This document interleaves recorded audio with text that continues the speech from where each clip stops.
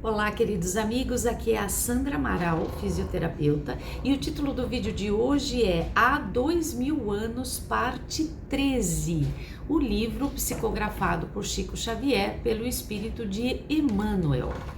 Nós paramos na parte em que Públio Lentulus se arrepende de ter passado anos hostilizando a esposa Lívia e pretende então agora se reconciliar com ela.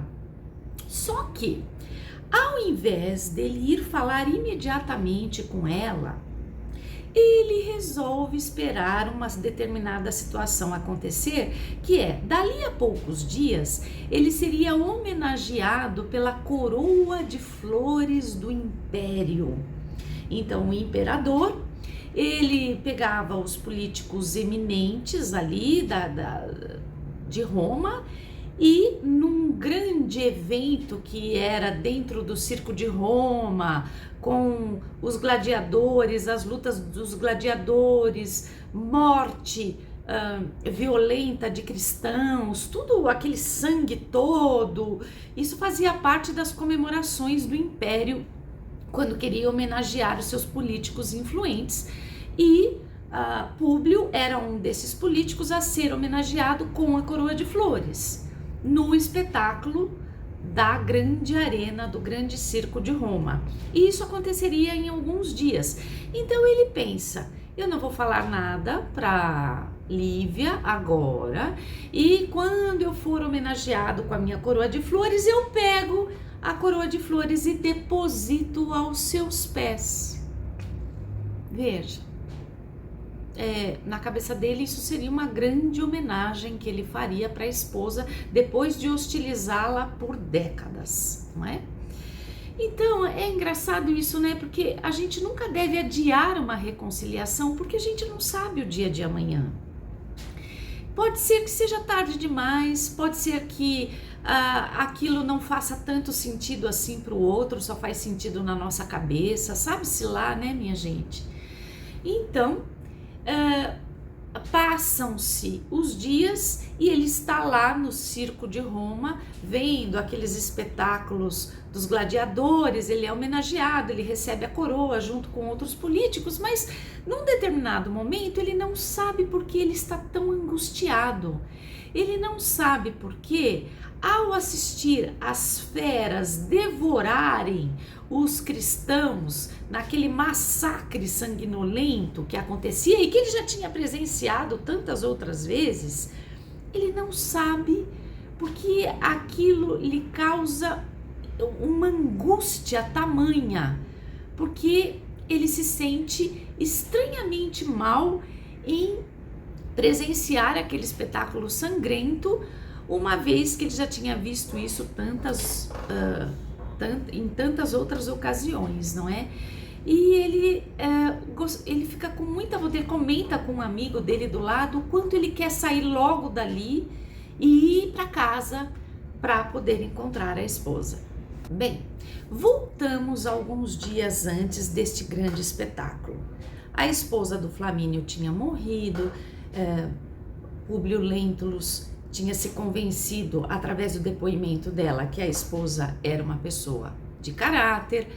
A Lívia, que cuidou o tempo todo da enferma, quem já fez isso sabe quanto isso é exaustivo, ela estava exausta, ela estava sedenta da palavra de Cristo, ela queria muito ir junto com a serva Ana para um culto cristão, para poder ser um pouco revigorada, alimentada na sua carência de tudo, né? No seu isolamento. Imagina hoje, quando a gente está meio assim, a gente tem tantos recursos, né? Para ouvir uma boa palestra, para ler um bom livro. Naquela época não tinha nada disso, né? Então, e além de tudo, o culto cristão em Roma era considerado subversivo. Ele era realizado nas catacumbas escuras dos cemitérios, porque ele não era legalizado, ele era proibido. E ele era realizado ali naquela paisagem de devastação, no subúrbio de Roma. Os romanos não gostavam de ir para o cemitério, porque eles eram eles eram supersticiosos, então os cristãos se aproveitaram disso para fazer os seus cultos ali, e eles levavam tochas em meio àquela vegetação que cobria aquele cenário desolado. Estavam ali os cristãos fazendo os seus cultos e recebendo a visita da espiritualidade de luz naquele cenário tão desolado. E Lívia e Ana ficaram sabendo que João de Cleófas, ele era um pregador muito amado, muito querido, que João de Cleófas estaria pregando, ele vinha de Antioquia e ele estaria pregando nas catacumbas para os cristãos de Roma. E elas então resolvem ir, pegam uma liteira, vão até um determinado momento, mandam a liteira embora e vão caminhando a pé quilômetros até chegar no culto cristão, nas catacumbas. E elas vão ali, elas ouvem o João de Cleófas, ficam extremamente emocionadas. O culto ia às vezes até de madrugada, mas o marido nem ligava para ela, ninguém procurava ela nos aposentos. Ela sabia que não teria nenhum problema ficar até de madrugada, né? E elas ficam extremamente enlevadas ali com a presença daquele homem, João de Cleófas, de Antioquia, e do culto das pessoas que pensavam como elas. Ao final do culto, eles ouvem um barulho de tropas, de cavalaria, de aquelas armaduras, e quando eles menos percebem, a catacumba é invadida por uma legião de centuriões romanos que invadem truculentamente o local, dando voz de prisão a todos. Os mais jovens, os homens mais jovens e mais fortes, eles, com aquele ímpeto de lutar, né? Eles começam a apagar as tochas e para fugir, para ajudar as pessoas a fugirem, ou mesmo para entrar em luta corporal com os romanos, quando eles param por ver o quê? O exemplo do ancião João de Cleófas, que ele pega uma tocha, levanta a tocha acesa e diz para os centuriões romanos: é a mim que vocês procuram, eu estou aqui, podem me prender.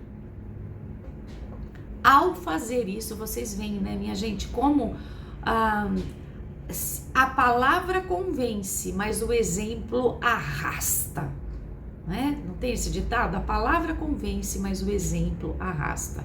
Ou seja, ele estava pondo em prática tudo aquilo que ele tinha passado a noite ensinando: a não violência, a irmandade, tudo aquilo, né? Ao fazer isso, João de Cleófas desencoraja os homens jovens que tinham apagado as tochas para fugir ou para lutar. Eles voltam a acender as tochas e se entregam espontaneamente para serem capturados e levados ao circo de Roma para a morte. No meio de todas estas pessoas estão quem? Lívia e Ana, que são presas e levadas ao grande circo de Roma. A guarda pretoriana, ao ver que Lívia se destacava daquela multidão de gente simples e pobre pelas suas vestes, apesar de Lívia não ostentar, ela estava trajando um manto de patrícia, com algumas pequenas joias, principalmente um colarzinho de pérola que ela tinha ganhado no dia do casamento de Públio Lentulus e que ela jamais tirava do pescoço. Então ela tinha os adornos da vasta cabeleira dela, ela tinha então uma pele, trajes diferenciados, modos diferenciados, que fez com que o chefe da guarda pretoriana olhasse para ela e falasse: bom, essa aqui nós vamos ter problema com ela se a gente levar para morrer lá nas feras famintas, porque pode ser que a família venha reclamar e a gente seja punido. Então nós vamos aqui afrouxar a prisão dessa mulher, dar um jeitinho e falar: corre, foge, volta para tua casa, porque a gente não quer encrenca com a nobreza romana, principalmente a nobreza política romana.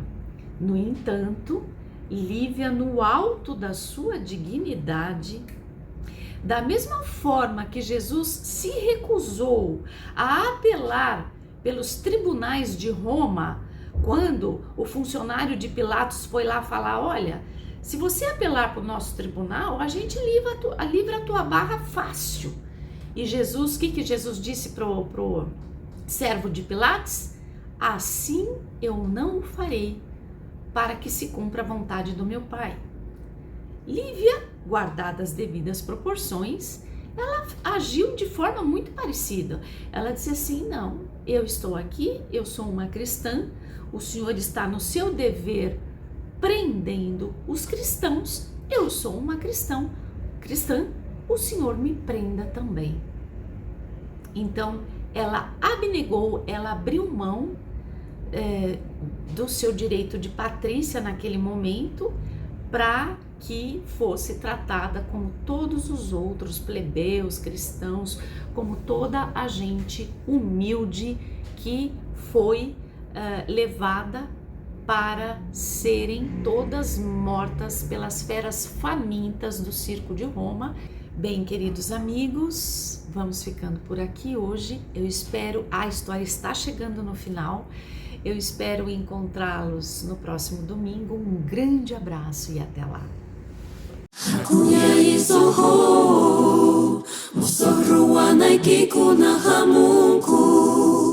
Johan Chispuni tu pasu, ya chai wang winya su.